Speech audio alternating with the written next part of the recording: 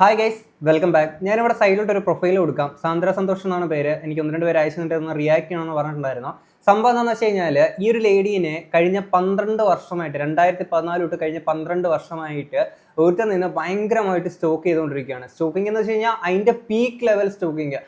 ഈ ഒരു ലേഡിയുടെ അടുത്ത് ഇവന് ഒരു 2014 വന്നിട്ട് ഇഷ്ടമാണെന്ന് പറഞ്ഞു. ഈ ഒരു ലേഡി റിജക്ട് ചെയ്തിട്ടുണ്ടായിരുന്നു. റിജക്ട് ചെയ്ത് ഇത്രയും വർഷങ്ങളായിട്ടും ഈ ലേഡി ദേഷ്യപ്പെടുന്നതോ അല്ലെങ്കിൽ അത്തരത്തിലുള്ള കാര്യങ്ങളൊക്കെ ചെയ്തെന്നൊക്കെ ആണെങ്കിൽ ഇവൻ ഇപ്പോഴും വിചാരിക്കുന്നത് ഈ ഒരു ലേഡിക്ക് ഇവൻ്റെ അടുത്ത് ഇഷ്ടമുള്ളത് കൊണ്ടാണെന്നൊക്കെ വിചാരിച്ചാൽ അങ്ങനെ അവനൊരു ഡെലൂഷൻ അടിച്ചടക്കുന്ന ഒരു പ്രോമാക്സ് സൈക്കോ ആണ്. നിങ്ങളൊന്ന് ആലോചിച്ച് നോക്കുക, 1-2 വർഷമല്ല 12 വർഷം പിന്നാലെ നടന്ന് ഒരുത്തൻ ശല്യപ്പെടുത്തുക എന്ന് പറയുമ്പോഴത്തേക്കിന് അതിൻ്റെ ഒരു ലെവലൊന്ന് ആലോചിച്ച് നോക്കുക. ഇത് വെറുതെ ശല്യപ്പെടുത്തുക എന്നുള്ളതല്ല. ഈ ഒരു ലേഡി റിജക്ട് ചെയ്തതിനെ തുടർന്നിട്ട് ഈ ലേഡിയുടെ വീട്ടുകാരുടെ അടുത്ത് ഈ ഒരു പെൺകുട്ടി പ്രോസ്റ്റിറ്റ്യൂട്ട് ആണെന്ന് വരെ പറയുന്ന അത്തരത്തിലുള്ള ഒരു പ്രോമാക്സ് സൈക്കോ. എന്നിട്ട് ഈ ഒരു ലേഡി ഇവനെ ബ്ലോക്ക് ചെയ്യുമ്പോൾ മറ്റു പല അക്കൗണ്ടിൽ നിന്നും ഫേക്ക് ഐ ഡിയിൽ നിന്നും പുതിയ ഐ ഡി എന്നൊക്കെ ആണെങ്കിൽ ഇത്തരത്തിൽ മെസ്സേജ് അയക്കുക, മറ്റു പുതിയ മെയിൽ ഐ ഡീസ് ഇങ്ങോട്ട് മെയിൽ ചെയ്യുക. അങ്ങനെ നിരന്തരമായിട്ട് കഴിഞ്ഞ 12 വർഷത്തോളം ഈ ഒരു ലേഡീനെ നിന്ന് ശല്യപ്പെടുത്തിക്കൊണ്ടിരിക്കുന്ന ഒരുത്തെ അവസാനം സഹി കേട്ടിട്ട് ഒരു രക്ഷയില്ലാഞ്ഞിട്ടാണ് ഇന്നിപ്പോൾ ഈ ഒരു ലേഡിക്ക് ഇവന്റെ ഫേസ് റിവീൽ ചെയ്തുകൊണ്ട് ഒരു വീഡിയോ ഈ ഒരു ലേഡിക്ക് ഇടേണ്ടി വന്നിട്ടുള്ളത്. ഇപ്പോൾ ഈ ഒരു ലേഡി നെതർലാൻഡിലാണ് ഉള്ളത്. അപ്പോൾ ആ ഒരു ലേഡി പറയുന്ന കാര്യങ്ങൾ ഞാൻ ഇങ്ങോട്ട് പ്ലേ ചെയ്യാം. I didn't really want to do this in my creative space, but I think everyone should hear what others has to say and also see who he is. So he's a man who has been stalking me for the past 12 years, and that's since my school days. So it's been 12 years and he still continues to cross every possible boundary. So he repeatedly tests me whenever he wants, whatever he wants, threatens me and refuses to accept the word no. So today he called my parents to tell him that I'm a prostitute simply because I never agreed to date him or even entertain his obsession. He also surrendered my family and said that he would kill them. So for years he has threatened me with acid attacks, guns and violences. So he says his sister would never face something like this because she has character. And apparently according to him, my character is questionable because I rejected him and also because I had past relationships, not because of his behavior.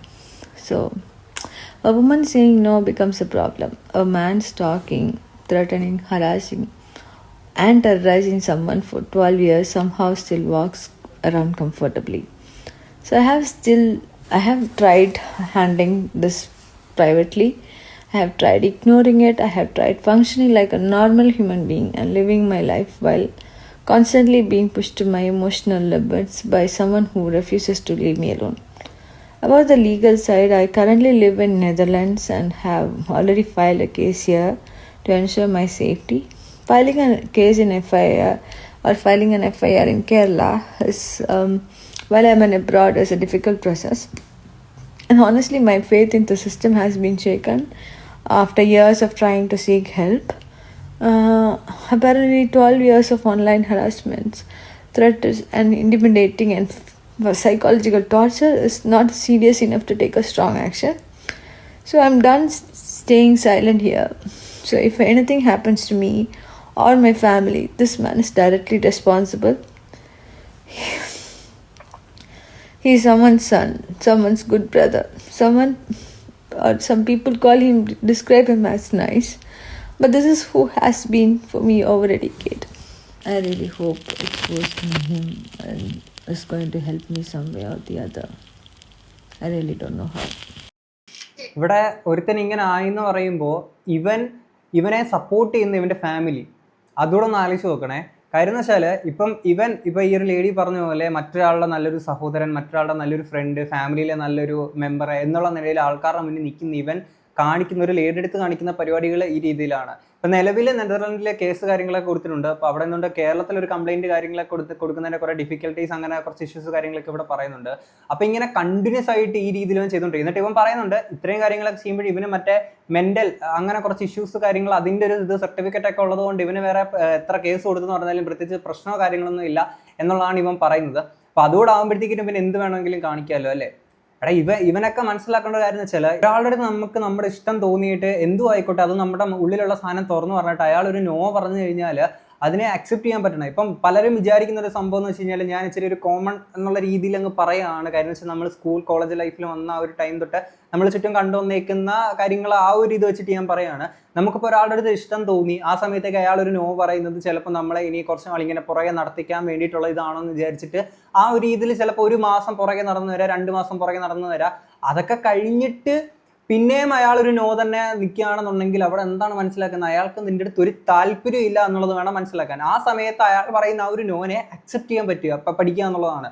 ഇപ്പോൾ മറ്റേ എല്ലാവരും അല്ലു അർജുൻ ഒരു സിനിമയ്ക്കകത്ത് പറയുന്ന പോലെ, ഇപ്പോൾ ഒരു girl ആയിക്കോട്ടെ ഒരു ബോയ് ആയിക്കോട്ടെ, ഒരാളുടെ അടുത്ത് ഒരു നമ്മൾ ഏത് രീതിയിലാണ് അപ്രോച്ച് ചെയ്യുന്നത്, ആ നിൽക്കുന്ന വ്യക്തി ഗേളോ ബോയോ ആയിക്കോട്ടെ, ഒരു നോ പറഞ്ഞു കഴിഞ്ഞാൽ അതിൻ്റെ അർത്ഥം നോ എന്ന് തന്നെയാണ്. പിന്നെ അതിന് അപ്പുറത്തോട്ടൊരു ഓപ്ഷൻ ഇല്ല. ഓക്കെ, ഇപ്പം ഇന്ന് ആലോചിച്ച് നോക്കുക, ഇവന്റെ ഈ ഒരു ഇത്രയും സൈക്കോ ആയിട്ടുള്ള ഇവന്റെ ഒരു ഇഷ്ടം ആ ഒരു ലേഡി അക്സെപ്റ്റ് ചെയ്യാന്ന് തന്നെ വിചാരിക്കുക. അങ്ങനെ അക്സെപ്റ്റ് ചെയ്ത് മുന്നോട്ട് പോകുമ്പോഴത്തേക്കിന് ഈ ഒരു ലേഡിക്ക് മുമ്പ് ഒരു എക്സ് ഉണ്ടായിരുന്നത് അയാളുടെ അടുത്ത് പോലും ഇവൻ കാണിച്ചിരിക്കുന്ന പരിപാടികൾ കേട്ടല്ലോ. അപ്പൊ അത്രയും ടോക്സിക് ആയിട്ടുള്ള ഒരുത്തൻ ഇങ്ങോട്ട് മുന്നോട്ട് പോകുമ്പോഴത്തേക്കിന് ഇവൻ എത്രത്തോളം വലിയൊരു റെഡ് ഫ്ലാഗ് ആണെന്നല്ല, എത്രത്തോളം വലിയ റെഡ് ഫോറസ്റ്റ് ആണെന്നുള്ളതല്ലേ ആലോചിക്കേണ്ടത്. അല്ലെങ്കിൽ റെഡ് ഓഷ്യൻ ആണ് ഇവൻ, അല്ലെങ്കിൽ ഒരു റെഡ് എർത്ത് ആണ് ഇവൻ. കാരണം വെച്ചാൽ ഇവൻ എവിടെയാണ് ഒരു ആത്മാർത്ഥമായിട്ടുള്ളൊരു സ്നേഹം? ഇവൻ പറയുന്ന ഒരു സ്നേഹം എന്നാണല്ലോ ഇവൻ പറയുന്നത്. ഇതിനെയൊക്കെ എങ്ങനെയാണ് സ്നേഹം എന്ന് വിളിക്കാൻ പറ്റുന്നത്? കാര്യം സ്നേഹിക്കുന്ന ഒരു പെണ്ണ് അവൾ ഇഷ്ടമല്ല എന്ന് പറഞ്ഞു കഴിഞ്ഞാൽ അക്സെപ്റ്റ് ചെയ്യാൻ പറ്റണം. അത് പറ്റാത്തൊരുത്തൻ അല്ലേ, അത് പറ്റാഞ്ഞിട്ട് നേരെ പോയിട്ട് ആ ലേഡിയുടെ അച്ഛൻ്റെ അമ്മയുടെ അടുത്തും പറയുന്നത് ആളൊരു പ്രോസ്റ്റിറ്റ്യൂട്ട് ആണെന്ന്. എന്തോന്നടാ ഇത്? ഇത്രയും നീണ്ട 12 വർഷമായിട്ട് ഇങ്ങനെ ചെയ്തിട്ടും ഈ ഒരു ലേഡി ഒന്ന് സംസാരിച്ച് ഇങ്ങനെ അത്രയും ഗതികെട്ടിട്ടാണ് ഈ ഒരു ലേഡിക്ക് ഒന്ന് ഇങ്ങനെ പറയേണ്ടി വന്നിട്ടുള്ളത്. അപ്പം ഇവന്റെ ഈ ഫാമിലി എന്നുള്ളൊരു അപ്രോച്ച് കാര്യങ്ങളൊക്കെ നിങ്ങളൊന്ന് കേട്ടോ. ശേഷം ലൈക്ക് ഫേസ് റിവീൽ ചെയ്തതിന് ശേഷം പുള്ളിക്ക് കുറച്ച് പേടിയായി തുടങ്ങി. ആൻഡ് പുള്ളിന്റെ ഫാമിലി എന്നെ വിളിച്ച് കരയാൻ തുടങ്ങി. ലൈക്ക് അനിയത്തി പ്രഗ്നന്റ് ആണ് ആൻഡ് അവരുടെ ഫാമിലിനെ എഫക്ട് ചെയ്യും. ഞാനിത് കൺസേൺ ആവേണ്ട കാര്യം അല്ല, ഞാൻ ഓൾറെഡി വാൺ ചെയ്തൊരു കാര്യമാണ്. Still he decided to continue with it without thinking about his family. അപ്പൊ പുള്ളി ചിന്തിക്കാത്തൊരു ഫാമിലിനെ പറ്റി ഞാൻ ചിന്തിക്കേണ്ട ഒരു കാര്യം എനിക്കില്ല. അത്രേ ഉള്ളൂ. കഴിഞ്ഞ 12 വർഷമായിട്ട് ഈ ഒരു ലേഡിയുടെ അടുത്ത് കാണിക്കുന്നത് എന്തുകൊണ്ട് അവർ കൺസേൺ ചെയ്യുന്നില്ല? പിന്നെ എന്തിന് ഈ ലേഡി വന്നിട്ട് അവന്റെ ഫാമിലിയുടെ കാര്യമോ അവന്റെ പെങ്ങളുടെ കാര്യം എന്തിനാ ഈ ലേഡി ആലോചിക്കണം? അത് ആലോചിക്കേണ്ട അവനും അവന്റെ ഫാമിലി അല്ലേ ആലോചിക്കണ്ടേ? അല്ലെങ്കിൽ അവനെ പറഞ്ഞ് നിർത്തണം അല്ലേ? ഇത് ഈ രീതിയിൽ പരിപാടി നടക്കൂല. ഒരു പെൺകുട്ടിക്ക് നിന്നെ ഇഷ്ടമല്ല എന്ന് പറഞ്ഞു കഴിഞ്ഞാൽ അത് ഇഷ്ടമല്ല, പിന്നെ എന്തിനാടാ നീ ഇങ്ങനെ നാണോ മാനോ ഇല്ലാതെ പുറകെ നടക്കുന്നത് എന്ന് വേണം ചോദിക്കാനൊക്കെ ഉണ്ട്. അതല്ലാതെ ഓക്കട മോനെ നീ സൂപ്പർ കിടിലെന്ന് പറഞ്ഞിട്ട് ഇങ്ങനെ ഇരിക്കുന്നവനെ എന്തിന് ഈ ഒരു ലേഡി അവരുടെ കാര്യം ആലോചിക്കണം അല്ലേ? ഇനി ഇത് കഴിഞ്ഞിട്ട് ഇവന്റെ അമ്മയും കൂടെ ഈ ഒരു ലേഡിനെ വിളിച്ച് സംസാരിക്കണം. അപ്പൊ ഈ ഒരു ലേഡിയുടെ അമ്മയ്ക്ക് തിരിച്ച് പേരൻസിന് ഫോൺ കൊടുക്കുന്നുണ്ട്. അപ്പൊ അന്നേരം ഉള്ള ഒരു കോൾ റെക്കോർഡിംഗ് ഉണ്ട്, അതുകൂടെ വെക്കുന്നുണ്ട്. നമുക്ക് അതുകൂടെ ഒന്ന് കേൾക്കാം. ഇന്ന് രാവിലെ എനിക്ക് ഒരു കോൾ വന്നു. ഇവനും ഇവന്റെ അമ്മയും കൂടെ ഗ്രൂപ്പ് കോളാ ചെയ്ത്. ആൻഡ് എനിക്കൊന്നും സംസാരിക്കാനില്ല എന്ന് പറഞ്ഞ് ഞാൻ എന്റെ പാരന്റ്സിനെ കൂടെ ഈ കോളിൽ ആഡ് ചെയ്തു. നിങ്ങൾക്കത് പിന്നാലെ പോയിട്ട് ഇടങ്ങാറൊക്കെ എനിക്ക് സത്യം വട്ടില്ല, മനസ്സിലാക്കുക. വേണ്ടാന്ന് പറഞ്ഞാല് പിന്നെ ആ പെണ്ണിന്റെ ജീവിതത്തിലേക്ക് അഭിമാനമുള്ളവർ എത്തി നോക്കടാ. അത് തന്നെയാണ് പറയുന്നത്.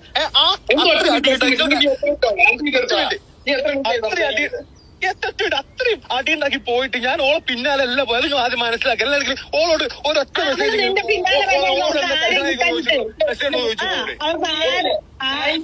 മെസ്സേജ് ആരെ കിട്ടാനിട്ട് അവള് നിന്റെ പറഞ്ഞ വരായിരുന്നു. അല്ല, ഒരിക്കലും അല്ല. അതല്ല ഓള് എന്റെ സാധനം ഒന്ന് പറഞ്ഞ് മനസ്സിലാക്കി കൊടുക്കാൻ ഓലിക്ക് മനസ്സിലാവൂല. ഇനി വെക്കപ്പോ അപ്പോ നീ വെച്ചിട്ട് പോ ഫോണ്. നിന്നോട് പറഞ്ഞാലും ഞാൻ മര്യാദ എന്നാൽ അവളോട് ചെയ്യേണ്ട ഒരു ആവശ്യമില്ല. ഞാൻ അവളോട് തെറ്റ് ചെയ്തിട്ടില്ല. ഓളായിട്ട് എന്നോട് ചെയ്ത കാര്യങ്ങൾക്ക് റിയാക്ട് അത് അങ്ങനെ തന്നെ വരൂ, അത് അങ്ങനെ തന്നെ വരൂ. പിന്നെ ഇനി പറഞ്ഞിട്ട് കാര്യമില്ലല്ലോ. ഇനി നാട്ടിൽ പോയിട്ട് ഞാനും ചെന്നോട്ടെ പോലീസ് സ്റ്റേഷനില്. നമുക്കൊന്നും നടക്കൂന്നേ, അല്ലാണ്ട് ഇപ്പൊ എന്ത് ചെയ്യാനാ? കാര്യങ്ങൾ പറയൂ. നിങ്ങൾ പോലീസ് കാര്യം പറയാ, അല്ലാണ്ട് ഇപ്പൊ ഇത് പറഞ്ഞിട്ട് കാര്യമില്ല. സൈക്കാട്രിസ്റ്റിനെ കാണിക്കും. വേണ്ടത് എന്താന്ന് വെച്ചാൽ അടുത്ത നടപടികൾ ചെയ്യും. നിങ്ങൾ ഒരമ്മയോട് എന്തുവാടെ ഇത്? അവർക്കെങ്കിലും ഇച്ചിരി ബോധം വേണ്ട, അവന്റെ അമ്മയ്ക്ക് ഇച്ചിരി ബോധം വേണ്ട. ഒരു പെണ്ണിന് ഇഷ്ടമല്ല എന്ന് പറഞ്ഞു കഴിഞ്ഞാൽ ഇഷ്ടമല്ല. പിന്നെ എന്തിനാണ് വലിഞ്ഞു കയറിയിട്ട് ഒരു നാണോ മാനോ ഇല്ലാതെ ഉളുപ്പില്ലാതെ ചെന്ന് കയറുന്നതെന്നുള്ളതാണ്. എന്താണെങ്കിൽ ഇത് കഴിഞ്ഞിട്ട് ഇവന്റെ ഒരു വീഡിയോ കൂടെ പുറത്തിട്ടിട്ടുണ്ട്. ഇവന്റെ ഒരു റിയാക്ഷൻ കൂടെ അതുകൂടെ നമുക്ക് കാണാം. പറ്റുന്നൊക്കെ ചെയ്യും, ബാക്കി ഞാൻ ചെയ്തോളാം. നീ എന്നാ ചെയ്യാനാണ്?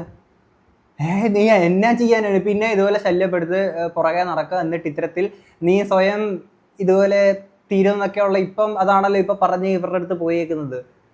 എടാ ലേശം ഉളുപ്പ് ഇത്രയൊക്കെ ആയിട്ട് കഴിഞ്ഞ 12 വർഷം എന്ന് പറയുമ്പോൾ 1-2 വർഷമല്ല, കഴിഞ്ഞ 12 വർഷമായിട്ട് അത് ഉള്ളിൽ ഇപ്പോൾ ഒരാളുടെ അടുത്തൊരു ഇഷ്ടം തോന്നിട്ട് വൺ സൈഡ് ലവറായിട്ട് മനസ്സിൽ കൊണ്ട് നടന്നേക്കുന്ന ഇഷ്ടം, അല്ലെങ്കിൽ അങ്ങനെ ഇഷ്ടം പറഞ്ഞിട്ട് ആ ഒരു ഇതിൽ വെയിറ്റ് ചെയ്യുന്ന സംഭവം അല്ല. ഇത് ശല്യപ്പെടുത്തുകയാണ്. നീ ഇഷ്ടപ്പെട്ടേ പറ്റൂ, നീ എൻ്റെ ഇത് കേട്ടേ പറ്റുള്ളൂ, അനുസരിച്ചേ പറ്റുള്ളൂ. ഇവൻ അയക്കുന്ന മെസ്സേജ് സ്ക്രീൻഷോട്ടൊക്കെ വെച്ചേക്കുന്നതില്ല, നിങ്ങളൊന്ന് വെച്ചിട്ടൊന്ന് ജസ്റ്റ് ഒന്ന് പോസ്റ്റ് ചെയ്തിട്ട് വായിച്ച് നോക്കുക. ഒരാൾക്ക് ഒരു താല്പര്യം ഇല്ലാത്ത ഒരാൾക്ക് ഇവൻ അയക്കുന്ന മെസ്സേജാണ്. ഒന്ന് ആലോചിച്ച് നോക്കൂ. ഇനി ബാക്കി കേൾക്കാം. So when I later started working in Kochi, he threatened to appear at my workspace. He even contacted my director and also made the similar statements. So due to my safety concerns, I was asked to work from home for 3 months. And at that point, I approached police. However, his family requested me to withdraw the complaint. They also assured me, me and my parents, that this would be the last incident and he would move abroad and focus on his career. My parents and I did not want to destroy someone's future if there was a chance he would change. So we choose not to proceed with the FIR, also for our own mental health. So unfortunately, that decision didn't change anything over all these years. He continued to stalk me through different fake accounts, and since I started posting publicly in this account, he convinced himself that universe was somehow giving him signs to contact me again. This account was created simply as a space for me to share my creativity and things that I enjoy to do. ഇവൻ എന്തുതരം സൈക്കോടാ അറിയാമല്ലാത്തിട്ട് ചോദിക്കുകയാണ്. ഈ ഒരു lady work ചെയ്യുന്ന സ്ഥലത്ത് പോലും ഇവൻ്റെ ശല്യം സഹിക്കാൻ വേണ്ടിയിട്ട് ലാസ്റ്റ് അവിടെ പറഞ്ഞിട്ട് വർക്ക് ഫ്രം ഹോം എടുക്കേണ്ടി വന്നേക്കുന്ന ഒരു ഗതികെട്ടൊരവസ്ഥയായിരുന്നു അല്ലേ. അത് കഴിഞ്ഞ് കംപ്ലൈൻറ്റ് കാര്യങ്ങളൊക്കെ കൊടുത്തതിന് ശേഷം ഇവൻ്റെ ഫാമിലിയിൽ നിന്ന് തന്നെ ഇവന് പുറത്തോട്ട് പോകാനുള്ളതാണ്, FIR രജിസ്റ്റർ ചെയ്യില്ലെന്നൊക്കെ വിചാരിച്ചിട്ട് അങ്ങനെ ഇവൻ്റെ ഭാവി കളയണ്ടെന്ന് ധരിച്ച് ഇവരുടെ ഫാമിലിയും കൂടെ ആ ഒരു കംപ്ലൈൻറ്റ് FIR രജിസ്റ്റർ ചെയ്യാതെ അങ്ങനെ വിട്ടായിരുന്നു. എന്നിട്ടും സ്ഥിതി പഴയ പോലെ തന്നെ. എന്നിട്ട് ഇവൻ മറ്റു പല ഫേക്ക് ഐഡിയും കാര്യങ്ങളൊക്കെ അയച്ചിട്ട് എന്നിട്ട് ഇവൻ പറഞ്ഞ സംഭവമാണ്, കണ്ടോ എനിക്കൊരു ഇഷ്ടം തോന്നിക്കഴിഞ്ഞാൽ ഇതിൻ്റെ സൈൻ ഇങ്ങനെയാണെന്നൊക്കെ പറഞ്ഞാൽ മറ്റേ ഇല്ല കൊയിലോ പറയുന്നൊരു ഇതുണ്ടല്ലോ, മറ്റേ നമുക്കൊരു ആഗ്രഹം ഉണ്ടെങ്കിൽ അത് ലോകം മൊത്തം കൂടെ നിൽക്കുന്നു പറഞ്ഞ് അതൊക്കെ വിചാരിച്ചിട്ടിരിക്കുകയാണ് ഇവൻ എന്തുതരം സൈക്കോടാ, എനിക്കതാ മനസ്സിലാവാത്തേ. എന്തുതരം സൈക്കോട് ഇവൻ. ആൻഡ് ഇവൻ്റെ ഫാമിലിയുടെ കാര്യം ഒന്ന് ആലോചിച്ച് നോക്ക്. ആ ഫാമിലി മൊത്തത്തിൽ ഇങ്ങനെയാണോ? കാര്യം ഇങ്ങനെ ഒരുത്തനെ സപ്പോർട്ട് ചെയ്ത ഫാമിലി നിൽക്കുന്നതെന്ന് പറയുമ്പോഴത്തേക്കിന് എന്തോന്നിത്. And yet he interpreted my public presence as something that was never meant to be. What made this whole situation even worse was the people around him, including a tarot trader who reinforced all his delusions. And I will include this voice note. ഈ കൊച്ചിനെ വട്ടാണ് സാന്ദ്രയ്ക്ക്, അത്രേ എനിക്ക് പറയാനുള്ളൂ. സ്നേഹം മനസ്സിൽ വെച്ചിട്ട് എന്തിനാ ഈ വേദന അനുഭവിച്ചിങ്ങനെ ഇരിക്കണമെന്ന് എനിക്ക് മനസ്സിലാവുന്നില്ല. ഐസ് ഓഫ് കപ്സിന്റെ എനർജിയാണ് ആദ്യമായിട്ട് കിട്ടിയത്. And she's feeling emotional. എനിക്ക് തോന്നുന്നു പ്രാർത്ഥന എന്തെങ്കിലുമൊക്കെ എന്ന് പറഞ്ഞിട്ട് അമ്പലത്തിലോ പള്ളിയിലൊക്കെ കൊണ്ടുപോയിട്ടുണ്ടാവും. പള്ളിയിലാന്ന് തോന്നുന്നു അല്ലേ കുറച്ച്. So the saddest part is that even today this man believes that I secretly love him and that my reactions are only because I'm angry at him. ഇവനോ ബോധമില്ല, ഇവൻ്റെ ചുറ്റുമുള്ള ആൾക്കാർക്കെങ്കിലും കുറച്ച് ബോധം വേണ്ടേ? ഉള്ളിലെ സ്നേഹം കൊണ്ട് നടന്നിട്ട് ഇങ്ങനെ കടിച്ചു പിടിച്ച് നിൽക്കുകയാണെന്ന്. I have tried every possible way to make it clear that I don't want any contact, including ignoring him for all these years. I'm not going into legal details because due to this ongoing proceedings and potential legal complications. Since this case falls under POCSO, it's been taken seriously. And I don't know when the story will end or whether I'll be one day in news. But before it happens, I want people to know the truth from me. And if I manage to heal from this someday, I hope this page can go back to being a place where I share creativity, joy and some peaceful content. സത്യം, കഴിഞ്ഞ ദിവസമാണെങ്കിൽ ഇതിലൊരു news കണ്ടിട്ടുണ്ടായിരുന്നു. ഏതൊരു school കുട്ടികൾ, എനിക്ക് തിരുവനന്തപുരത്താണെന്ന് തോന്നുന്നു ആ news കണ്ടത്. അവിടെ തൻ്റെ പ്രണയം നിരസിച്ചതിനെ തുടർന്നിട്ട് ആ ഓപ്പോസിറ്റ് ഇരിക്കുന്ന ആള് കത്തിക്ക് കുത്തു, അങ്ങനെ എന്തൊരു സീൻ ഉണ്ടായിട്ട് അങ്ങനെ ഒരു സംഭവം കണ്ടിട്ടുണ്ടായിരുന്നു. ഇനി അതുപോലെ മറ്റൊരു ന്യൂസായിട്ട് മാറുമോ, അല്ലെങ്കിൽ അങ്ങനെ ഒരു സിറ്റുവേഷനിലോട്ട് ഇത് കാര്യങ്ങൾ പോകുമെന്നുള്ളത് നമുക്ക് പറയാൻ പറ്റത്തില്ല. കാര്യം ഇവൻ അതുപോലത്തെ ഒരു സൈക്കോ ആണ്. പിന്നെ ഞാനൊരു മെൻ്റൽ ഇഷ്യൂ ഉള്ള ഒരുത്തനാണെന്നുള്ള ഒരു സർട്ടിഫിക്കറ്റ് ഉണ്ടെങ്കിൽ പിന്നെ വേറെ പ്രശ്നമോ കാര്യങ്ങളൊന്നും ഇല്ലല്ലോ അല്ലേ. ഇനി അത് കഴിഞ്ഞൊരു വീഡിയോ കൂടെ ഇട്ടിട്ട് നമുക്ക് അതുകൂടെ കാണാം. ഇനി ഇവന്റെ അവസ്ഥ എന്ന് വെച്ച് കഴിഞ്ഞാൽ ഇവന്റെ ഈ വീഡിയോസ് ഒക്കെ റിമൂവ് ചെയ്ത് കൊടുക്കണം, അല്ലെങ്കിൽ ഇവൻ സ്വയം ഒടുങ്ങേണ്ട ഒരു അവസ്ഥയാണ് എന്നൊക്കെയുള്ളതാണ് ഇവൻ ഇപ്പൊ പറയുന്നത്. Sent my dad saying that this is the only option he has left with. They use this to put pressure on me and my family to delete the videos, and this has been emotionally exhausting for us. So at one point I was willing to give him a chance to move forward and rebuild his life. The only thing I asked was a simple apology video admitting the lies he has told us so far. So unfortunately, he refused and believes that he didn't harm me. What is most disappointing is that he still seems to unable to understand the stories he created, and his delusions are not truth. This leaves me with only one option, that to ask you to leave to India and to get the professional help you need. Dear Men's Welfare Association, please take this matter into hand and take the action now. Me and my family doesn't wish anyone's death or anyone's suffering. We are looking for the opportunity to live our life. So I'm not saying കഴിഞ്ഞ 12 വർഷമായിട്ട് ഈ രീതിയിൽ ശല്യപ്പെടുത്തിക്കൊണ്ടിരിക്കുകയല്ലേ. അപ്പം ഈ video ഒക്കെ ഇവന്റെ face വെച്ച് കാണിച്ചപ്പോഴത്തേക്കിന് ഇവൻ പെട്ടു എന്നുള്ളൊരു സാധനം ഇവനും തോന്നി തുടങ്ങി. അതുകൊണ്ടാണ് ഇപ്പൊ ഇത് ഒന്ന് റിമൂവ് ആക്കി കൊടുക്കുക. ഇപ്പൊ അവന് പ്രശ്നവും കാര്യങ്ങളൊക്കെ തോന്നുന്നുണ്ടല്ലേ. ഇത്രയും വർഷമായിട്ട് ഇത്രയും ഒബ്സഷൻ ആ ഒരു ലേഡി എടുത്ത് കാണിച്ച് ഈ രീതിയിലുള്ള ശല്യവും കാര്യങ്ങളൊക്കെ ചെയ്തിട്ട് അവൻ ഇപ്പോഴാണ് ഇത് തോന്നുന്നത്, അയ്യോ ഇതൊന്ന് റിമൂവ് ആക്കി കൊടുക്കുക എന്നുള്ളത്. അപ്പൊ ഈ ലേഡി പറഞ്ഞ പോലെ തന്നെ ക്ഷമ ചോദിച്ചുകൊണ്ടൊരു വീഡിയോ ഇട്, പ്രശ്നം തീർന്നില്ലേ? പിന്നെ ഇവന് ഈ ഇത്രയും വലിയ മാനസിക പ്രശ്നമാണെന്നുണ്ടെങ്കിൽ ഇവർ നല്ല ട്രീറ്റ്മെന്റ് കൊടുക്കും. ഇവന്റെ ഫാമിലിക്ക് മൊത്തത്തിൽ ചേർന്നൊരു ട്രീറ്റ്മെന്റ് കൊടുക്കണമെന്നാണ് എനിക്ക് തോന്നുന്നത്. കാര്യം എന്ന് വെച്ചാൽ ഇത്രയും നാളായിട്ടൊരു പെൺകുട്ടീനെ ഇത്ര ശല്യപ്പെടുത്തിയിട്ട് ആ പെൺകുട്ടിയുടെ മനസ്സിൽ ഇഷ്ടം തോന്നിച്ചിട്ട് അത് തുറന്ന് പറയാതിരിക്കുകയാണെന്നൊക്കെ ആ രീതിയിലൊക്കെ പറയുമ്പോഴത്തേക്കിന് ഫാമിലിക്ക് മൊത്തത്തിൽ ഇങ്ങനെയാണെന്നുകൂടി അതാണ് എനിക്കറിയാൻ മേലാത്തത്. ഈ ഫാമിലി അറ്റ്ലീസ്റ്റ് അവന് പറഞ്ഞു കൊടുക്കണം, പൊന്നുമോനെ അവർക്ക് നിന്റെ അടുത്ത് താല്പര്യമില്ല, എടാ നാണോ മാനോ ഇല്ലാതെ ഇങ്ങനെ വലിഞ്ഞു കയറിച്ചല്ല, നിനക്ക് ഉളുപ്പുണ്ടോ എന്ന് ഫാമിലി ചോദിക്കണം. അത് ആ ഫാമിലിക്ക് പോലും ചോദിക്കാൻ അറിയത്തില്ല, അല്ലെങ്കിൽ അവർക്ക് പോലും ഇത് മനസ്സിലാവും, അല്ലെങ്കിൽ അവർ മൊത്തത്തിൽ ഇങ്ങനെയാണോ, അതാണ് എനിക്കറിയാത്തത്. നമ്മൾ ഒരാളുടെ അടുത്ത് ഒരു കാര്യം നമ്മുടെ താല്പര്യം പ്രകടിപ്പിച്ച് അയാൾ ഒരു നോ പറഞ്ഞ് അതൊരു നോയാണ്, അത് അക്സെപ്റ്റ് ചെയ്യാൻ പറ്റണം, അത്രേ ഉള്ളൂ. എന്താണെങ്കിൽ ഇത്രയും ആയിട്ട് നിങ്ങൾക്ക് എന്താ തോന്നുന്നത് തീർച്ചയായും കമന്റ് ബോക്സിൽ പറയാം. നമുക്ക് അടുത്തൊരു വീഡിയോ ആണ്. അപ്പോൾ ശരി, ബൈ.